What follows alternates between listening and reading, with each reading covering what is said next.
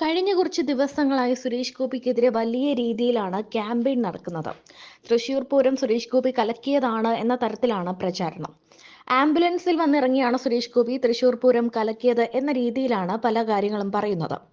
എന്നാൽ ഇതൊന്നുമല്ല, സുരേഷ് ഗോപിക്ക് ആ സമയത്ത് ദേഹാസ്വാസ്ഥ്യമുണ്ടായിരുന്നു, സുഖമില്ലായിരുന്നു, അതുകൊണ്ടാണ് ആംബുലൻസിൽ എത്തിയത് എന്ന രീതിയിൽ പല വ്യാഖ്യാനങ്ങളും പുറത്തു വരുന്നുണ്ട്. സുരേഷ് ഗോപി ആംബുലൻസിൽ വന്നിറങ്ങുന്ന ദൃശ്യങ്ങളും വളരെ നല്ല രീതിയിൽ തന്നെ സമൂഹ മാധ്യമങ്ങളിൽ നിരവധി ഓൺലൈൻ മാധ്യമങ്ങളും സമൂഹ മാധ്യമങ്ങളിലൊക്കെ പുറത്തു വന്നിട്ടുണ്ടായിരുന്നു. ഇതിനൊക്കെ വിശദീകരണവുമായി മറ്റ് ചില ആളുകളും രംഗത്തെത്തിയിട്ടുണ്ട്. സുരേഷ് ഗോപിക്ക് കാലിന് സുഖമില്ലായിരുന്നു, അല്ലെങ്കിൽ ദേഹാസ്വാസ്ഥ്യം ഉണ്ടായിരുന്നു, അതുകൊണ്ടാണ് ആംബുലൻസിൽ എത്തിയത്, അല്ലെങ്കിൽ പൂരം കലക്കലിന് പിന്നിൽ സുരേഷ് ഗോപി അല്ല എന്ന് വ്യക്തമാക്കുന്ന രീതിയിൽ പല വ്യാഖ്യാനങ്ങളും പല എക്സ്പ്ലനേഷൻസും ഒക്കെ പുറത്തു വന്നിരുന്നു.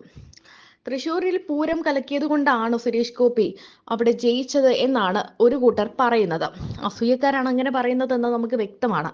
അതേസമയം തൃശൂരിലെ പൂരം കലക്കിയത് കൊണ്ടല്ല സുരേഷ് ഗോപി തൃശൂരിൽ നിന്നും ജയിച്ചതെന്നും അത് തൃശൂരിലെ 3 ശിവന്മാർ ചേർന്നാണ് ചെയ്തതെന്നുമാണ് ഒരു സമൂഹ മാധ്യമത്തിൽ വന്ന് കുറിപ്പ് പറയുന്നത്.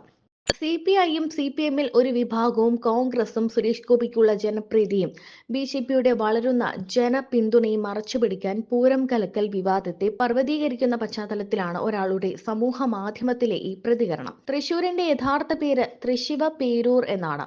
ഇത് ലോപിച്ചാണ് തൃശൂരായത്. 3 ശിവന്മാർ വാഴുന്ന ഇടം എന്ന അർത്ഥത്തിലാണ് തൃശിവ പേരൂർ എന്ന പേര് വന്നത്. പൂങ്കുന്നത്തുള്ള ശിവന്റെ ക്ഷേത്രം, കോട്ടപ്പുറത്തുള്ള ശിവന്റെ ക്ഷേത്രം, പിന്നെ വടക്കുന്നാഥ ക്ഷേത്രം. ഇതാണ് തൃശിവ പേരൂരിന് ആ പേര് നൽകിയ 3 ശിവന്മാർ.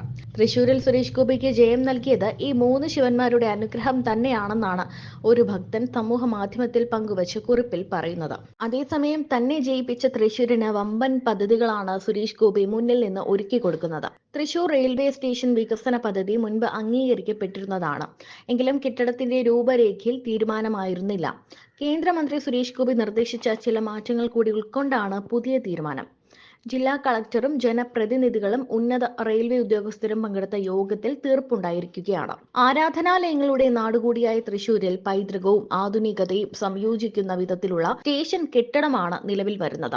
മൊത്തം 390.53 കോടി രൂപ ചെലവഴിക്കുന്നതാണ് ഈ പദ്ധതി. രാജ്യത്ത് മറ്റു പല നഗരങ്ങളിലും വിമാനത്താവളങ്ങൾക്ക് സമാനമായി നിർമ്മിച്ച സ്റ്റേഷനുകളുടെ മാതൃക തന്നെയാണ് ഇവിടെയും പിന്തുടരുക.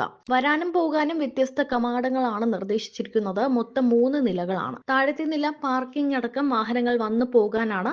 2ാം നിലയിലാണ് ടിക്കറ്റ് കൗണ്ടറും മറ്റും സജ്ജമാക്കുക. കൂടാതെ മൾട്ടി ലെവൽ പാർക്കിംഗ്, ജീവനക്കാർക്കുള്ള ഫ്ളാറ്റുകൾ എന്നിവയും പദ്ധതിയുടെ ഭാഗമാണ്. അടുത്ത 100 വർഷത്തെ ആവശ്യം മുൻകൂട്ടി കണ്ടുള്ള എല്ലാ സൗകര്യങ്ങളും ഉൾപ്പെടുത്തുന്നുണ്ട്.